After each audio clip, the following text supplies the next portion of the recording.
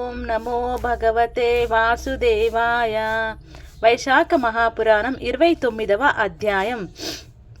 నారాయణం నమస్కృత్య నరం చైవ నరోత్తమం దేవీం సరస్వతీ వ్యాసం తదో జయాముదీరయాత్. శుని మోక్షప్రాప్తి. నారదుడు అంబరీషునితో వైశాఖ మహిమనిట్లు వివరింపసాగెను. శృతదేవుడు శృతకీర్తి మహారాజుతో నిట్ల పలికెను. మహారాజా, అన్ని తిథులలో వైశాఖ మాసమున శుక్లపక్షమున వచ్చు ద్వాదశి తిథి సర్వ పాపాలను పోగొట్టును. ఇట్టి ద్వాదశి నాడు శ్రీహరిని సేవింపనిచో దానములు, తపములు, ఉపవాసములు, వ్రతములు, యాగములు చేయుట, చెరువు మున్నగు వానిని త్రవ్వించుట అన్నియును వ్యర్థములే. ఈనాడు ప్రాతకాల స్నానము చేసినచో గ్రహణ కాలమున గంగా తీరమున 1000 గోవులనిచ్చిన పుణ్యఫలము వచ్చును. ఈనాడు చేసిన అన్నదానము విశిష్ట ఫలమును కలుగును. ఈనాడు యముని పితృదేవతలను, గురువులను, దేవతలను, విష్ణువును అర్చించి జల కలశమును, దధ్యాన్నమును ఇచ్చిన వచ్చు ఫలము మాటల కందనివి, అనగా చెప్పలేనంత పుణ్యమును కలిగించునని భావము. ఈనాడు సాలగ్రామ దానము, శ్రీహరిని పాలతో అభిషేకించుట, పంచామృతములతో అభిషేకించుట, పానకము నిచ్చుట, దోస పండ్లు రసమును, చెరకు గడలను, మామిడి పండ్లను, ద్రాక్ష ఫలమును దానం చేయుట ప్రశస్తము, సర్వోత్తమ ఫలప్రదమన్గా. ఇట్టి ద్వాదశి మహిమను వెల్లడించు కథను వినుము. పూర్వము కాశ్మీర దేశమున దేవవ్రతుడను బ్రాహ్మణుడు కలడు. వానికి మాలిని అను అందమైన కుమార్తె కలదు. అతడామెను సత్యశీలుడను వానికిచ్చి వివాహం చేసెను. సత్యశీలుడు తన భార్యయగు మాలిని తన దేశమునకు గొనిపోయెను.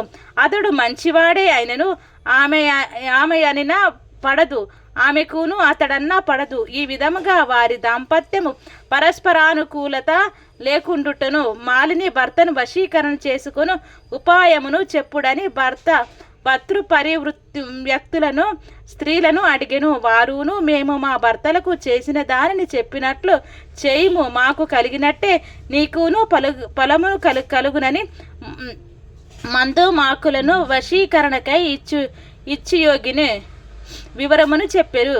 మాలినియు వారి చెప్పినట్లు ఆ యోగిని వద్దకు పోయి ధనము నిచ్చి తన భర్తను తనకు వశమగునట్లు చేయమని అడిగెను. యోగినికి ధనమును తన చేతి ఉంగరమునిచ్చెను. యోగినియు నామొక మంత్రము ఉపదేశించెను. అన్ని ప్రాణులను స్వాధీనమైపడి చూర్ణము నిచ్చుచున్నాను, దీనిని నీ భర్తచే తినిపింపుము. ఈ యంత్రమును నీవు ధరింపుము, ఇందువలన నీ భర్త చెప్పినట్లు వినును అని చూర్ణమును యంత్రమునిచ్చెను. మాలినియు సంతోషంతో ఇంటికి వచ్చెను. యోగిని చెప్పిన మంత్రమును అనుష్ఠించెను. చూర్ణమును యంత్రమును తాను కట్టుకొనెను. ఆమె భర్తకు ఆ చూర్ణమును తినుటచే వ్యాధి కలిగెను. కొన్ని దినములకు శుని మోక్షప్రాప్తి అనలేని నారదుడు అంబరీషునితో వైశాఖ మహిమని దురాచారము మహారాజా బాధపడిను. వైశాఖ మాసమున శుక్లపక్షమున వచ్చు ద్వాదశి భర్తచే సర్వ పాపాన్ని ఆరోగ్యం బాగుపడెను. ఆమె స్వేచ్ఛగా చరించు దానులతో కాలక్షేపం వాసమును వ్రతమును యాగము వ్యాధులు కలిగి చెరువు బాధలు పడి త్రుదకు మరణించెను. అన్నియును వ్యర్థములను చేరి ఈనాడు ప్రాతకాల స్నానము చేసినచో గ్రహణ కాలమున గంగా తీరమున 1000 గోవులనిచ్చిన పుణ్యఫలము వచ్చును. ఈనాడు చేసిన అన్నదానం విశిష్ట ఫలమును కలుగును.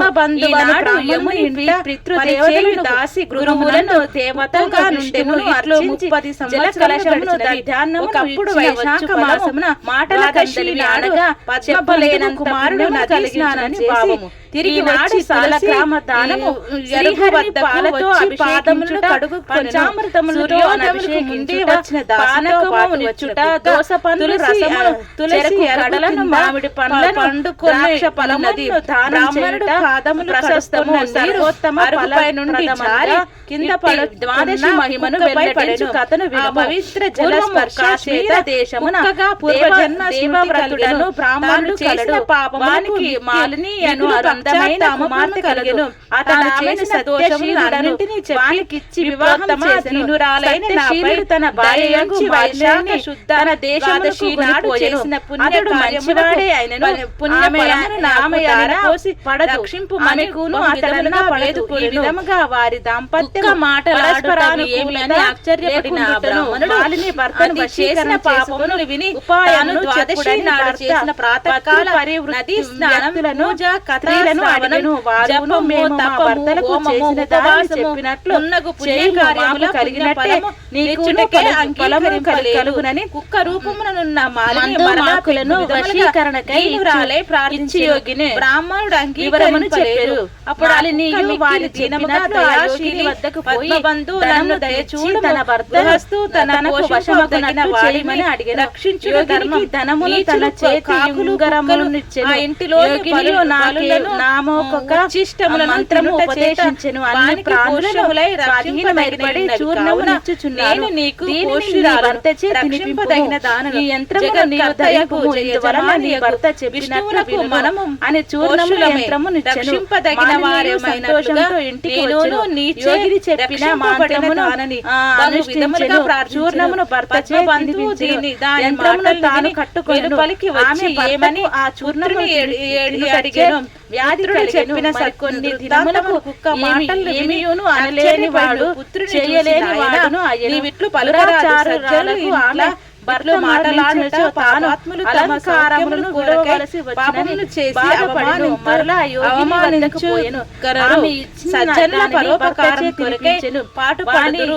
చంద్రుడు సూర్యుడు వాయువు భూమి ఆమె స్వేచ్ఛగా చరించును. వృక్షములతో సజ్జనులు పరోపకారములకై మాత్రమే వ్యాధులు కలిగి బాధలు పడి పరోపకారం మరణించెను. వారి కొరకై ఏమీ ఉండదు. గమనించితివా? రాక్షస సంహారములకై దదీచి దేవతలకు దయతో తన వెన్ను పూసను దానమునందు చేసెను. పావురములకు రక్షించుటకై శిబిర దేశమున అకలిగల బంధువను బ్రాహ్మణుని తన మాంసమును చేయు దాసి మూతవాహనుడు రాజుగా నుండెను. 30 సంవత్సరములు గడిచినవి. ఒకప్పుడు వైశాఖము అర్పించుకుని ద్వాదశి నాడ భూసురుడు బంధువు కుమారుడు దేవతా బ్రాహ్మణులు తిరిగి దయావంతులై ఉండవలెను. మనసు పరిశుద్ధముగా పాదములను దైవము వర్షించును. సూర్యోదయము లేనిచో దైవము వర్షింపదు. చంద్రుడు ఉత్తమాది భేదము లేకుండా విన్నెలనంతటను పండుకొనున్నాడు కదా. కావున నేను దీనురాలై అడుగుచున్నాను. అలుగుపైన నా భార్య కార్యముల పడొచ్చున్న కుక్కపై పడెను అని పలికెను. పవిత్ర జలకి ద్వాదశి నాడు తాను చేసిన పూర్వజన్మ కార్యాల ఫలమునకు తాను చేసిన పాపములకు నీవు మిగులు పక్షాత్తాపము శ్రీహరి చేసిన దోషమును అన్నింటినీ చెప్పి అతడి దీనురాలైన నాపై దయయుంచి వైశాఖ భూషితరాలైన ద్వాదశి నాడిగా నిలిచెను.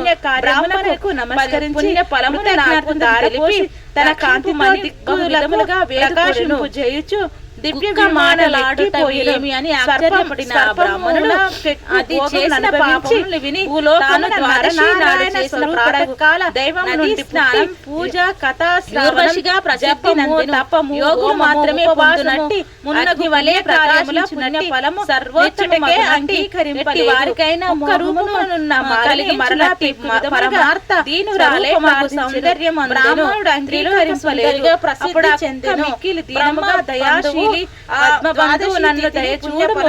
గృహస్థు తన పోషింపదగిన వాడిని రక్షించుడు ధర్మముగా లోకములలో కాకులు కుక్కలు ఆ ఇంటిలోని బలులను కోట్ల సూర్యములను గ్రహణముల కంటే సమస్తములై రక్షింపదగిన నేనికమైన పుణ్య రూపమున రక్షింపదగిన త్రిలోక ప్రజగత్కర్తయగు జయజమాని దేవుడు శృతకీర్తికి మనము వైశాఖ శుద్ధులమే రక్షింపదగిన వారెమైననుగా నారదుడు అంబరీషులకు వైశాఖమహిమబడిన వివరించుచు విధములుగా వైశాఖ పురాణం 29వ అధ్యాయం విని వెలుపలికి వచ్చి ఏమని పుత్రుని అడిగెను.